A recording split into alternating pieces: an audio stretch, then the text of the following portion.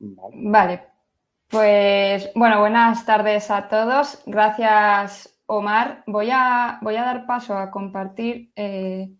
No sé si. Vale, Omar, puedes desactivar lo que has compartido. Vale, vale. Bueno, realmente Omar ya ha hecho una introducción muy grande de lo que vamos a hablar. Vamos a hablar de experimentación y vamos a contaros un caso real que hemos llevado en Citybox y cómo lo hemos llevado a cabo, ¿no? O sea, la casuística real y nuestro día a día de cómo lo llevamos a cabo. Y Carlos os va a contar ahora sobre qué hemos hecho, de qué era el producto y de qué era este servicio. Entonces, antes de nada, me presento. Yo soy Silvia, estudié arquitectura, pero luego cambié al mundo digital y ahora mismo soy product designer, que he trabajado en empresas como Doco, Binest y ahora en Citybox. Y os dejo unos emoticonos para que me conozcáis un poco más y sepáis mis hobbies. Y sin más, doy paso a Carlos, que os dé todo el contexto.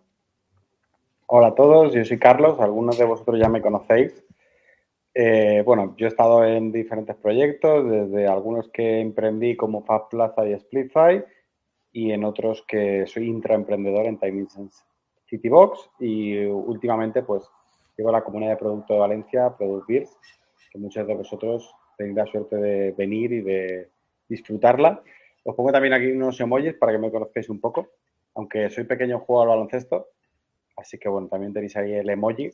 Sin más dilación os explico qué es Citybox, ¿vale? Me gustaría que entendierais un poco el contexto. Sé que muchos de vosotros ya sabréis qué es Citybox, porque es una startup que se conoce. Aún así, me gustaría que entendierais un poco, creo que es una necesidad que todos tenemos, pero que me gustaría que entendierais un poco lo que es la foto completa, ¿no? Entonces, Citybox tiene por objetivo solucionar el problema de recibir y de devolver los paquetes en tu casa. Es un gran problema, ya no solo para usuarios, sino también para las ciudades, para el transportista que te trae el paquete y para los ICOM. Es un problema que hay que solucionar porque es algo ya muy problemático a nivel de huella de carbono y a nivel de sostenibilidad. Es algo que, bueno, día a día recibimos paquetes en nuestra casa y no sabemos hasta qué punto está impactando ese paquete, hasta qué punto ese paquete cuesta, ¿no? A nivel de huella de carbono que llegue a nuestra casa. Y desde Citybox lo que hacemos es intentar solucionar el problema, ya no solo por la parte del usuario, ¿vale? De que sea más cómodo recibir paquetes en tu casa, sino también por la parte de la huella de carbono. ¿Pasas, por favor, a la siguiente, Silvia? Sí. Vale. Voy a poner un breve vídeo. Creo que no hay nadie que explique mejor lo que vivimos como usuarios que este vídeo y siempre cuando hablo sobre Citybox para entender un poco el contexto del usuario pongo este vídeo porque creo que es súper relevante a lo que ocurre. Me he levantado ya porque me traen un paquete a partir de las 9 y es lo típico que te duermes y te lo traen a las 9 en punto y te pillan sobando y siempre es lo mismo. Casi la 1 y no han aparecido y encima había quedado media hora para comer y ya estoy viendo que no voy a poder ir a comer porque hay que esperar al puto paquete. Es que siempre es lo mismo, macho. 3 de la tarde, aquí no aparece nadie y lo que me toca los huevos es que pone en reparto. Es que estoy sin duchar por si llega el puto paquete, tío. Me acaban de mandar un aviso que cambia el reparto de 4 a 8. Es alucinante lo hijos de puta que son esta gente que se creen que no tenemos nada que hacer o qué. Tengo el fisio a las 6 y ya no puedo cancelarlo. Va a llegar el paquete justo cuando no estoy, que es lo que pasa siempre. Y en el C tampoco está el vecino. Mire a ver en el B. Algún vecino tiene que estar. Yo os he esperado todo el día y no habéis venido. Todos los vecinos fuera hoy. Acojonante. Pues al final punto de recogida porque era o ir yo o mañana lo mismo. Voy a poner un hilo en Twitter que me va a quedar a gusto. Me queda gigante, tío. Me cago en su puta madre ahora a esperar a que vengan a por ella también. Bueno, este es un poco el resumen de lo que vivimos todos como usuarios. Yo vivo en Valencia y tengo también la desgracia de que todavía Citybox no llega, pero sobre todo lo que quiero también que veáis es el problema que supone para todo el supply chain, para todos los que de alguna forma están involucrados, ¿vale? Por una parte, el e-commerce, el 33% de lo que paga por el coste de la entrega es por la compensación, por una devolución, para que os hagáis una idea. De hecho, en España, en cuanto a devoluciones, por ejemplo, cualquier grupo textil, estaremos en alrededor del 34-35% de los paquetes se devuelven, ¿vale? Eso significa que a cada 100 paquetes 35 se llegan a devolver, lo cual es una salvajada. Sí que es verdad que en Alemania están incluso peor, que llegan casi la mitad de los pedidos se devuelven, pero esto supone un coste medioambiental altísimo. Imaginaos la cantidad de ropa que habéis comprado en el último año, pues que el 30% se acabe devolviendo. Los siguientes son para los transportistas. Al final aquí el eslabón más débil de la cadena siempre es el mensajero, que es la persona que trabaja a horas intempestivas y que de alguna forma está llamando por teléfono para poder encontrar a ese usuario en su casa y darle el paquete. Para que os hagáis una idea más o menos, de cada 100 paquetes, 15 no se pueden entregar en primera entrega. Y si ya vamos a devoluciones, en los cuales pues el mensajero de alguna forma tiene que recogerlo en casa de la persona, pues es el 25%. Eso significa que de cada 100 paquetes, 25 el mensajero no puede recogerlo la primera vez, aunque quedan a unas horas en concreto, aunque hay ese punto, ¿no?, de quedar con ellos, el 25% acaba en una ausencia. Eso hace una huella de carbono brutal, pero también genera una ineficiencia del servicio increíble. De hecho, por eso hay empresas del sector que están empezando a cobrar por las devoluciones, por el coste que está suponiendo, y ahí es un poco de lo que vamos a hablar hoy, de devoluciones, y ahora más adelante hablamos un poco más en concreto, pero es una oportunidad del sector gigante y es una oportunidad que también pues tiene muchísimo efecto en lo que es la huella de carbono. Y por último, para que os hagáis una idea, se me ha pasado rápido, vuelve un segundo, Silvia, que ya acabo. Y por último, 1 de cada 4 vehículos que circulan en Madrid son de mercancías. Imaginaos si de repente pudiéramos quitar, a ver, no 1 de cada 4, porque evidentemente no vamos a quitarlos todos, pero si los recuperamos a la mitad, que teníamos una cantidad de atascos y una cantidad de polución brutal. Entonces, pasa ya si quieres, Silvia, por favor. ¿Y cómo hacemos esto, no? Porque está muy bien, es un reto gigante, pero en el cómo y en la operativa está la clave, ¿no? Pues lo primero, instalamos buzones residenciales en casa de los usuarios, en el portal, en el patio de las viviendas, instalamos buzones justo al lado del buzón de cartas. A nosotros nos gusta decir que Citibox es la evolución del buzón de cartas. Ahora ya no recibes cartas y si las recibes no quieres recibirlas, las que recibes. Entonces, básicamente ponemos los buzones para ello, para recibir los paquetes. También añadimos una apertura de puertas, porque hay muchas ubicaciones en las que, evidentemente, tener que esperar a que un vecino te abra para poder entregar un paquete en un buzón es bastante raro. Aparte que te genera pues que haya paquetes que no puedas entregar solo porque no puedes abrir la puerta, aunque haya buzones. Y por último, tenemos los puntos de conveniencia, en este caso los puntos de Celeritas, en los cuales, pues evidentemente, no en todos los lugares va a haber un Citibox por cantidad de viviendas y por una serie de variables que no me quiero meter ahora para no alargarlo mucho, pero los puntos son el vehículo perfecto para que cuando no pueda haber un Citibox o para que cuando no sea una ubicación en la que reciba muchos paquetes, se puedan seguir recibiendo los paquetes sin tener que estar en casa, que es al final un poco el objeto. El objeto de Citibox es no tener que estar en casa por parte del usuario y por parte de la cadena logística, pues todas esas ineficiencias cubrirlas. Y nada, ya entrando, yo creo que ya ha quedado más o menos claro Citibox. Si tenéis algún tipo de duda, por favor, me lo vais poniendo por el chat. Y sobre todo, vamos a hablar de cómo ofrecer un servicio con cero desarrollo, que es el servicio de devoluciones, cómo entrar en un mercado.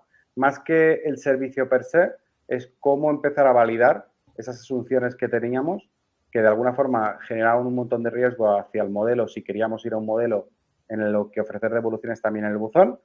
Y ya, sin más dilación, doy paso a Silvia, que ha hecho un estupendo trabajo y seguro que lo explica perfecto. Gracias, Carlos. Pues, bueno, o sea, teníamos el problema, sabíamos que devoluciones era un problema y que había que solucionarlo y Citibox tenía ese objetivo, ¿no? Pero no sabíamos por dónde empezar. O sea, aquí la pregunta era por dónde empezamos, porque es que no conocemos nada de esta parte del sector logístico, no sabíamos nada de la operativa.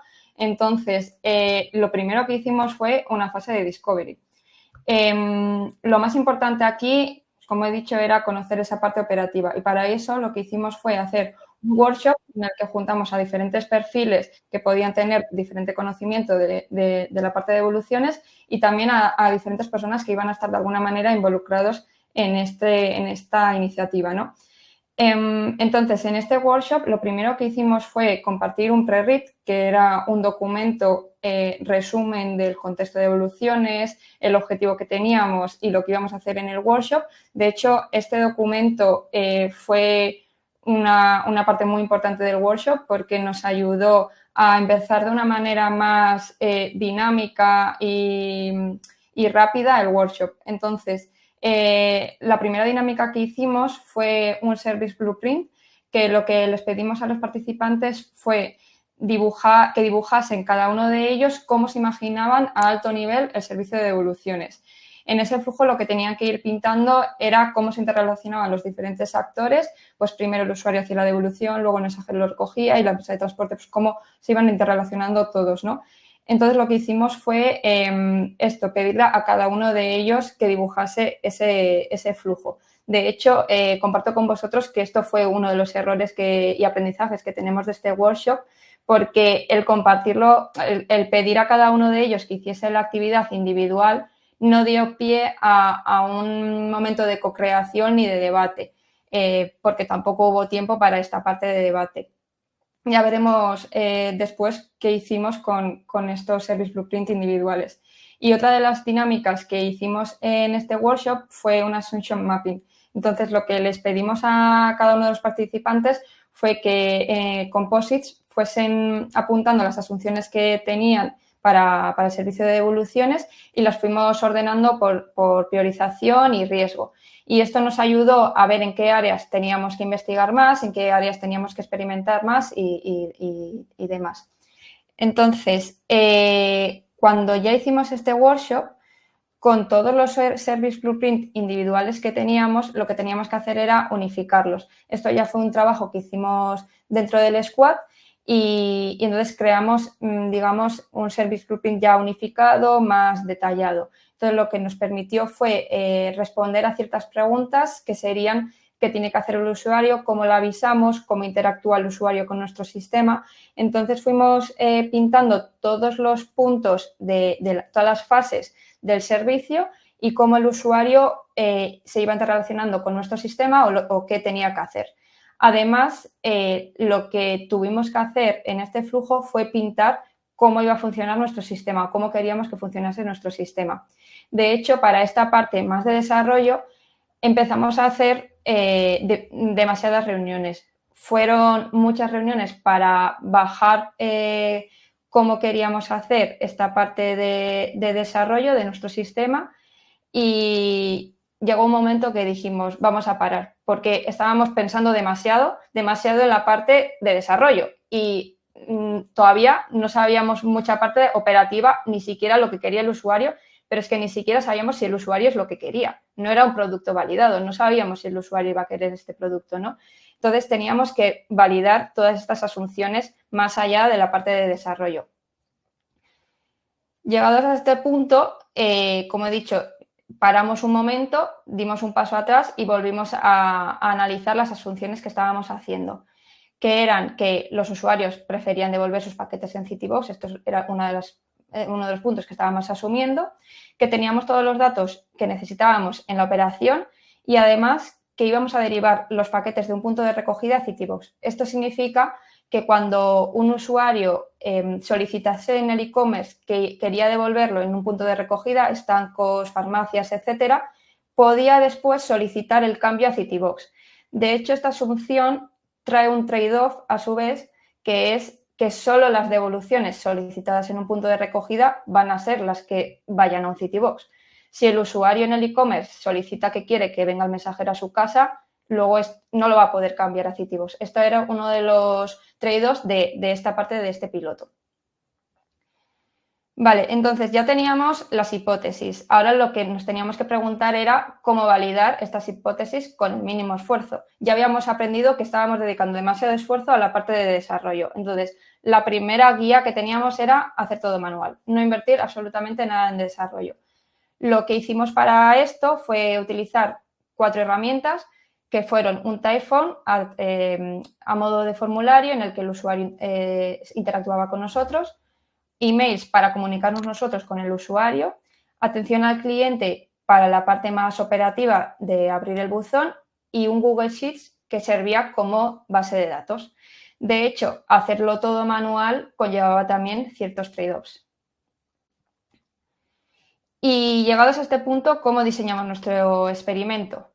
Pues como objetivo nos pusimos 25 devoluciones, que era lo que pensábamos que sería un buen número para aprender. Duró 3 semanas y la huella fue un código postal de Madrid, lo que se traduce en más de 5.500 usuarios registrados en nuestro sistema. Ahora que ya teníamos pues, las hipótesis, cómo queríamos que fuese nuestro experimento, teníamos que empezar a definir nuestro producto. El servicio que queríamos ofrecer de devoluciones, el flujo, realmente era muy sencillo. Simplemente el usuario solicitaba que la devolución la quería hacer en Citibox, le enviábamos nosotros un email con las instrucciones para que supiese cómo hacerlo, se dirigía al buzón, entregaba el paquete en el buzón y después el mensajero iría a recoger ese paquete y llevarlo al e-commerce o donde tuviese que llevarlo, ¿no? Esa parte de la operativa seguiría igual que en una devolución normal. Vale, ¿y cómo hicimos con herramientas manuales que se llevase a cabo esta parte del flujo, este servicio? Pues como os he dicho, con emails nos comunicábamos con el usuario y entonces nos íbamos comunicando en todas las partes del flujo con el usuario. Ya no había nada de aplicaciones ni nada de sistema, era todo a través de emails. El usuario se comunicaba con nosotros desde un Typhon, desde un formulario. Y toda esta información que íbamos recopilando a través de estas interacciones lo íbamos trasladando a un Google Sheets que servía, pues como os he dicho, de base de datos y lo que se podía consultar. Si entramos más en detalle cómo fue el flujo, vamos a empezar por la parte de promoción del servicio. Esta parte fue muy importante en este piloto porque, como os he dicho, solo íbamos a tener la huella en un código postal. Entonces, era necesario avisar a esos usuarios que podían hacer uso de este servicio y que podían participar en este piloto.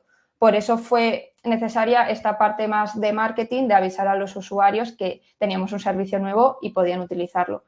Desde este email, el usuario nos tenía que aceptar la invitación a este piloto porque era necesario que aceptase ciertos términos y condiciones.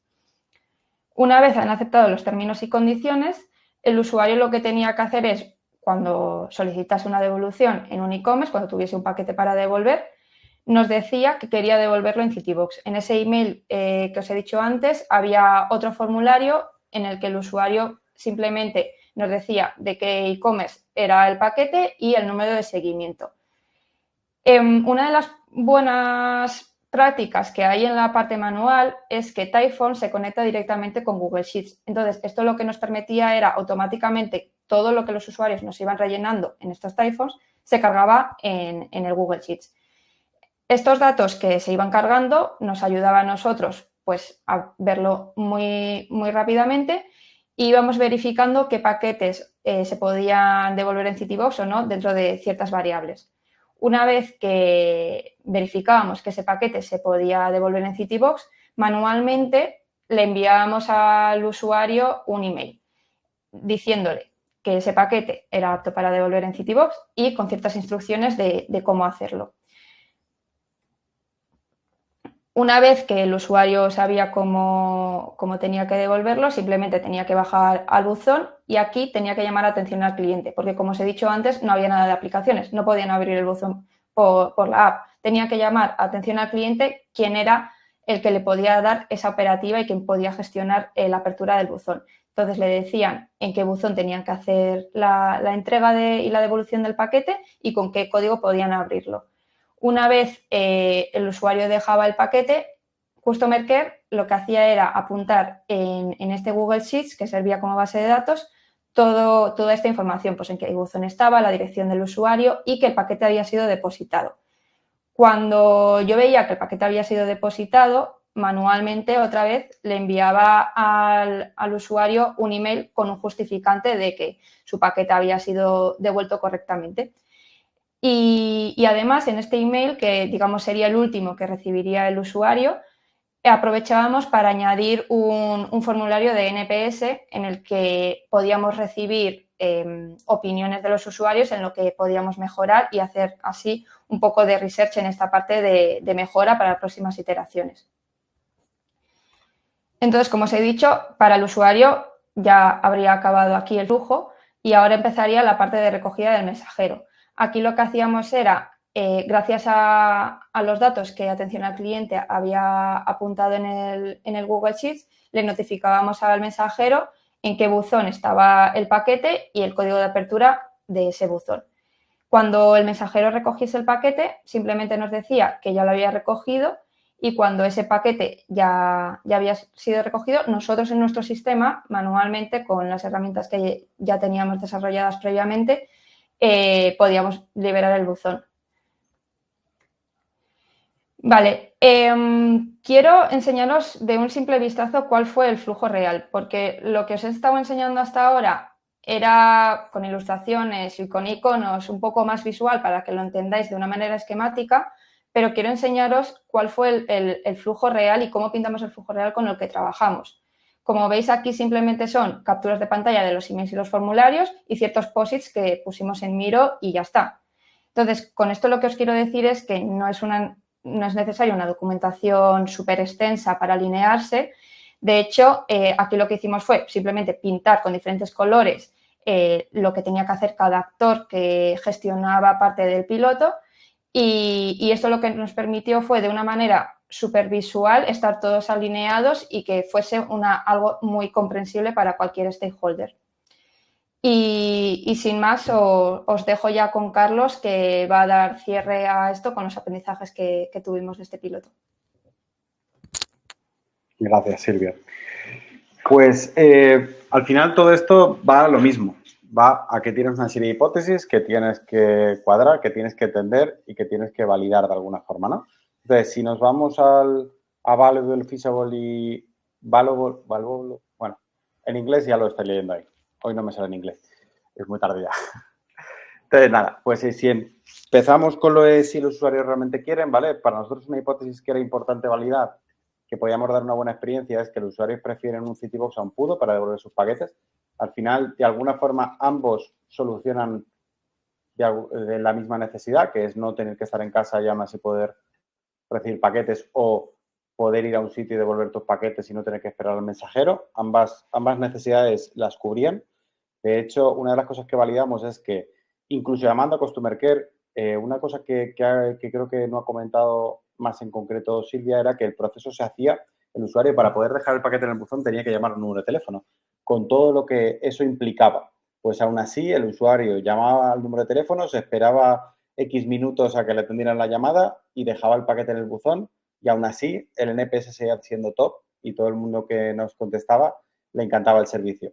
Evidentemente, hubieron personas que no llegaron a hacerlo, pero en general el NPS fue muy bueno aún llamando por teléfono. Entonces, de alguna forma empezamos a validar que sí, que tenía sentido para Citybox ofrecer este servicio porque lo veían un valor extra a los usuarios. Esto también porque en el futuro puede ser que tenga coste devolver un Citybox y puede ser que en Pudo no. Y bueno, una serie de costes que tampoco me voy a poner aquí a desgranar, pero era importante ver hasta qué punto daba más valor al usuario. Después tenemos la segunda era si podíamos hacerlo. Al final las operaciones logísticas, está muy bien hacer las pantallas y hacer los flujos, pero las operaciones logísticas muchas veces implican que tienes que tener una serie de datos que te compartan, que por política de datos puedas tenerlo, que legalmente tengas que firmar contratos, etc, etc, etc. Entonces, en este caso, lo que queríamos validar era que teníamos todos los datos necesarios para poder hacer el flujo de la operación. Y una de las cosas que nos enteramos por el camino es que las devoluciones en Pudo, muchas de ellas no llevaban el teléfono del usuario, cosa que era clave para nosotros para poder enviar push. Y que, por ejemplo, muchos de los carriers tampoco están integrados dentro del e-commerce, que ese era otro de los handicaps que tenemos para poder ofrecer el servicio en masa. Por último, otra de las hipótesis que queríamos validar, y esta es la parte más económica, al final el negocio de la logística son céntimos, al final se ganan céntimos en cada operación logística y es muy importante, aunque haya millones de operaciones, muy importante ver esos márgenes. Y sobre todo una de las cosas que entendimos era qué variables necesitábamos mover para que las revoluciones que acababan en un Pudo fuera interesante cambiarlas a Citybox. Una de las cosas que llegamos a la conclusión era que iba a ser muy complicado que a nivel de costes saliera igual de rentable devolver en un PUDO para el carrier que devolver en un Citybox. Es algo que, aún así, bueno, es algo que tenemos que ver, pero por ahora está claro que no es viable. Lo será, seguro. Lo trabajaremos. Y por último, que teníamos muchos usuarios que tenían paquetes a devolver. Incluso el piloto fue muy corto de tiempo y aún así tuvimos un usuario que llegó a devolver hasta 3 paquetes. Eso al final valida que no solo es interesante el servicio para ellos, sino que tiene muchos paquetes a devolver, no solo paquetes que recibir, por así decirlo. Y esta era un poco las hipótesis, ¿vale? Hay más, tampoco queremos aburrir con todos los insights, pero para que veáis un poco que incluso haciéndolo todo manual, incluso de alguna forma no invirtiendo nada en desarrollo, se puede aprender mucho. Y esto fue la base, fue al final la parte clave para poder seguir continuándolo, que hemos continuado este año, pues para poder continuarlo, para tener una base sólida. Y por último, yo siempre me pregunto... ¡Ay! Falta un slide. Qué bien. Ah, no. Ha pasado más rápido, digo, hoy. Digo, no me digas ahora. Vale, yo siempre me pregunto un poco qué hemos aprendido también del propio proceso. Al final, lo importante de estos webinars, como yo lo veo, es explicar, ¿no? De si lo volverías a hacer, qué cosas no harías y qué cosas mejorarías en el proceso, ¿vale? Al final es importante seguir haciendo discoveries y seguir validando de la forma más barata posible. Así que lo que seguro que haríamos igual sería el workshop. Para mí, el ver las expectativas de los stakeholders, poner las cosas en común fue clave para poder entender un poco qué teníamos que conseguir, qué teníamos que validar y las hipótesis. Tanto dibujar el flujo completo como el workshop. Por último, hacer procesos manuales nos vinieron muy bien para ver los errores rápidamente. Cuando tú tiras un Google Sheets y estás enviando un email y estás tan en contacto con el usuario, cuando llaman a Customer Care para hacer incluso la operación, recibes un montón de información. Es verdad que no es escalable, pero en ese momento recibes muchísimo quali, que es clave para poder entender, ¿no? Y para poder aprender. ¿Qué cosas no haríamos? Una de las cosas que hicimos es, en paralelo, hicimos un event storming, que más tarde nos ha servido muy bien, pero en este estadio de hacer el servicio, creo que generaron una serie de conversaciones que, aunque de alguna forma fueron las primeras y rompimos el hielo, no nos hizo avanzar tanto, y creo que sin el event storming hubiéramos conseguido también el objetivo, que al final es lo que tenemos que replantearnos siempre, de cómo podemos hacer el impacto lo más rápido posible. Como comentaba antes también Silvia, en el workshop, aunque fue muy bien, la parte de ejercicios individuales dedicamos demasiado tiempo, tendríamos que haber hecho más ejercicios grupales, aunque a veces se van un poco de madres. En este caso faltó tiempo para eso. Y por último, claro, en una compañía y cuando estás haciendo un servicio que es tan importante para la compañía, el tener un documento de referencia al final, tuvimos el del principio que nos sirvió muy bien para alinear, pero el del final, digamos que está en un miro, está en información, evidentemente lo tenemos documentado, pero no es consumible. Al final aquí el learning que de alguna forma sacamos es hacer un documento de referencia, un documento consumible por todos para los aprendizajes. Al final son clave, ya no solo que aprendas, sino que toda la compañía pueda tenerlos de una forma accesible y que después, cuando pasen unos meses, no digas, uff, pero exactamente qué fue esto o este POSIT que significaba perfectamente. Y por último, mejoras. Hemos seguido trabajando con Zapier, hemos aprendido a trabajar con Zapier de una forma mucho mejor. Podríamos haber automatizado partes del proceso en las que no aprendimos y sí podían haber sido automáticas y Silvia no habría sufrido tanto enviando emails manualmente. Y por último, también Typeform. En ese momento no teníamos herramientas de emailing que nos sirvieran para poder conectar con Typeform. Ahora sí que las tenemos. Entonces, este tipo de dinámicas no solo te hace ver también lo que te falta por aprender a la hora de lanzar el servicio, sino también las herramientas que de alguna forma te van a hacer ser más productivos y ser mucho más efectivos. Entonces, bueno, las mejoras, sobre todo en herramientas, nos faltaban bastantes cosas que hemos ido mejorando durante el camino y yo creo que en los posteriores que hemos hecho, que ya los contaremos en otras sesiones, sí que hemos ido mucho más rápido y hemos aprendido más. Y ya, esto es un poco... Ya cierro. Si tenéis alguna duda, esto va de que hagáis preguntas, así que encantadísimos de responder. Muchas gracias a todos. Genial, muchas gracias. Ha estado brutal. Gracias, Omar. Han ido surgiendo algunas preguntillas, algunas se han resuelto sobre la marcha. Hay una que tenemos de Juan Manuel, que dice de qué manera validabais que un paquete era apto o no apto para la devolución. Carlos, si quieres responder. Me pasa la pasta caliente. Vale, yo respondo, no pasa nada. ¿De qué forma validábamos que un paquete es apto? Es una muy buena pregunta. Al final, en el caso de los que van a puntos de conveniencia, ¿vale? En Dropbox o PUDOs o como lo queramos llamar, tienen unos tamaños máximos. Entonces, digamos que la gran mayoría que no sean contra reembolso, que no sean de frío, o no sean de un tipo de servicio así especial, pueden entrar en un Citybox, pero sí que hubieron algunos casos, porque al final, por desgracia, no siempre tienes datos de todo, sí que hubo, creo que en un caso, en el que el paquete era enorme y no cabía en el buzón. Entonces, ahí lo que hicimos básicamente es derivarle al punto de referencia y ya está. Lo bueno que teníamos era que, y por eso hicimos este trade-off, era que a malas, aunque no pudiera hacerlo en Citybox, siempre podía ir al punto de conveniencia y realizar la operación. Y luego también, no tanto por la parte operativa, como era un Typhoon, a veces el usuario metía un tracking ID que no existía. Entonces, eso directamente era un no apto porque para nosotros ese paquete no existe en el sistema logístico, digamos.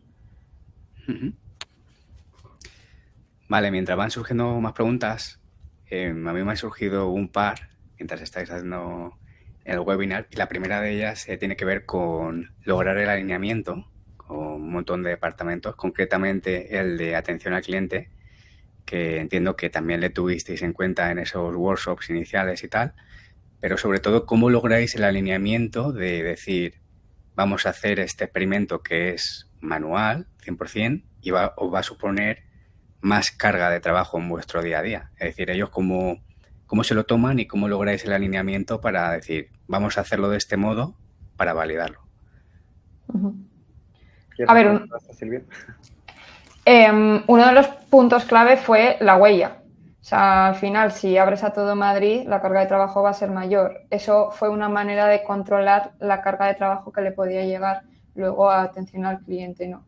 Y bueno, yo creo que trabajamos muy bien con atención al cliente, entonces es muy fácil alinearse. O sea, creo que piensan como producto, entonces es muy fácil hacer estas dinámicas. No porque suponga una carga más en su día a día nos van a decir que no, sino van a decir, vale, ¿esto cómo lo hacemos? O ¿cómo hacemos para que no sea tanta carga de trabajo, pero no te van a decir un no? De hecho, por añadir un poco más de contexto, este piloto se da en un contexto en el que habíamos bajado en la cantidad de tickets que le llevan a Customer Care un 70% en el año. Entonces, claro, siempre al final la visión que tenemos un poco en Citybox es Customer Care no es una persona que de alguna forma pues haga cambios de fecha, haga operaciones que una máquina puede hacer perfectamente, sino que la persona de Customer Care, la gente de Customer Care es el facing con el cliente y es quien más de alguna forma aprende del cliente, ¿no? Entonces tenemos la gran suerte de que dentro de Customer Care tienen muy interiorizado la parte también de hacer preguntas al usuario, a entender el usuario, ¿no? Entonces son las primeras que cuando vamos a lanzar un primer servicio, como tienen esas ganas, ¿no? De hecho, el objetivo un poco de Customer Care es hacer que los usuarios estén enamorados de nosotros. Entonces, en cualquier cosa que hacemos nueva, ellas quieren estar involucradas principalmente por eso, por conseguir que el NPS sea buenísimo. De hecho, en Citybox está ahora mismo de alrededor de 80 sobre 100 y es gracias a eso, gracias a que Customer Care se preocupa muy mucho de entender cómo impactan los productos y cómo pueden hacerlos mejores. Y, por ejemplo, la métrica que he dado antes de que bajamos un 75% los tickets totales, sin ellas y trabajando de la mano hubiera sido imposible. Tenemos hasta, por ejemplo, en el caso de las devoluciones, a mí lo que me encantó es que nos pasaban las grabaciones de los propios usuarios, nos las pasaban por web chat y podíamos escucharlas y podíamos entender exactamente cómo había sido la conversación, ya no solo, evidentemente, el resumen suyo, sino escuchar al propio cliente. Vale, y la otra cara de la moneda, que digamos, dais, entre comillas, más carga de trabajo al equipo de atención al cliente, está la otra cara de la moneda que es quitáis trabajo a ingeniería, ¿no? Porque como estáis haciendo manualmente, ¿cómo se lo toma el equipo de ingeniería cuando no está participando en la solución? ¿Y por qué digo esto?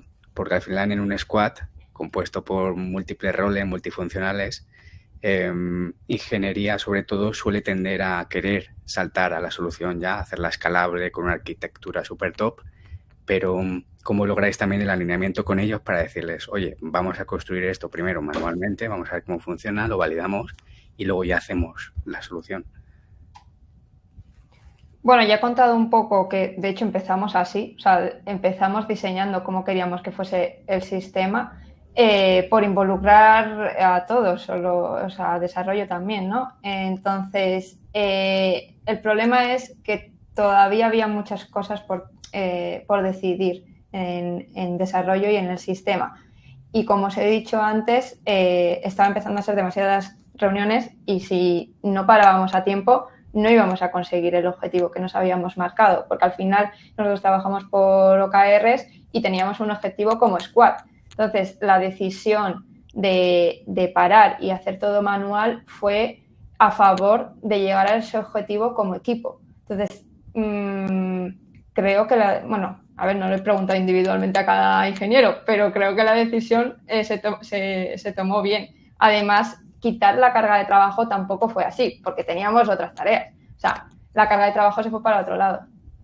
De hecho, bueno, en Citibos abogamos mucho por el Product Engineering, entonces, o sea, como al final queremos mucho mover la aguja y generar impacto, en el caso, por ejemplo, de devoluciones, si me acuerdo, pues hubo hasta un desarrollador que de normal no era el de referencia, no está en el Product Trio y tal, que estuvo en las sesiones y estuvo preguntando cosas sobre data, sobre qué íbamos a preguntar.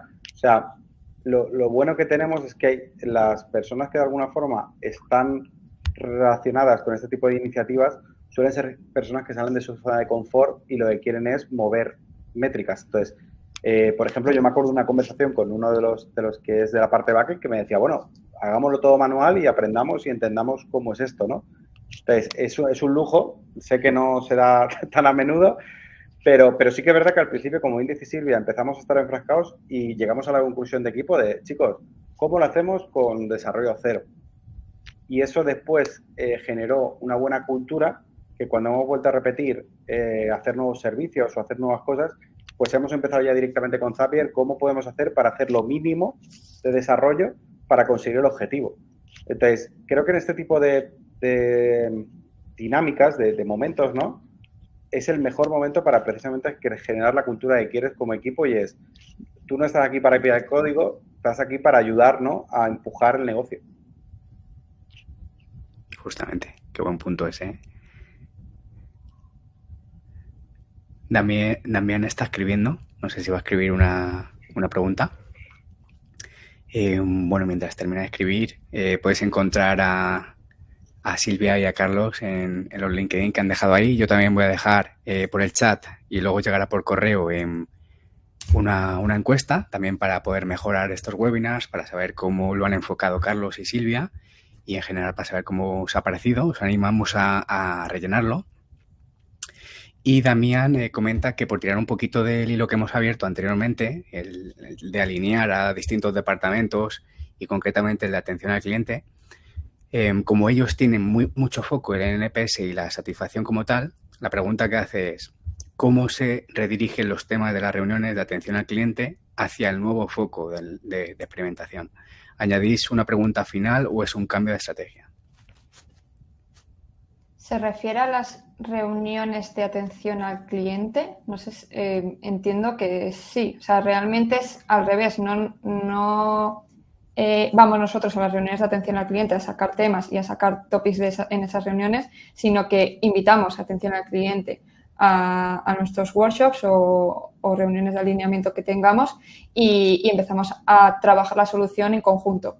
Eso es un poco como lo hacemos. No sé si la pregunta iba un poco dirigida hacia ahí.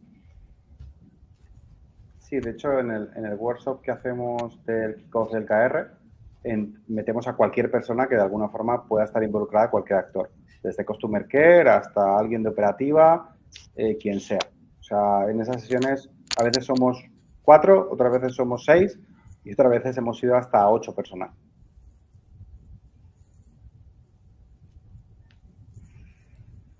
Vale, vamos a darle unos segundos a Damián, que está acabando de escribir.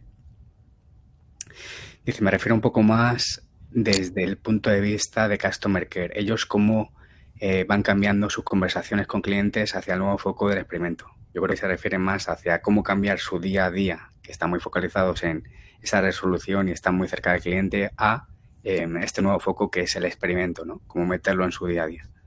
A ver, realmente la conversación que va a tener en este caso atención al cliente con el usuario no es muy diferente a la que van a poder tener en su día a día, porque recordemos la parte de gestión que tenía aquí atención al cliente era abrir el buzón. Como mucho, darle instrucciones de cómo tiene que estar empaquetado el paquete, que simplemente lo que hicimos fue elaborar un documento en el que atención al cliente supiese lo que tenía que hacer y ya está. Pero luego la parte operativa de cómo hablar con el usuario para entregar el paquete en el buzón es lo que ya hacen en el día a día cuando el usuario tiene un problema con el buzón y llaman para ver cómo abrirlo. Es la misma operativa que en este caso para entregar un paquete.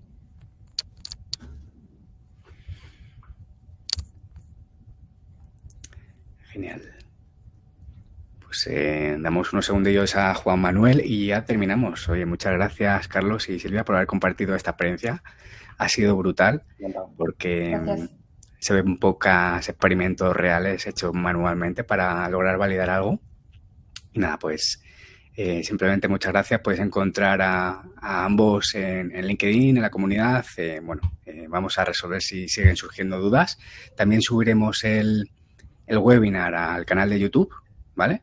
Así que nada, muchas gracias a Carlos y a Silvia y a todos los que habéis asistido, Product Lovers, y esperamos para el siguiente.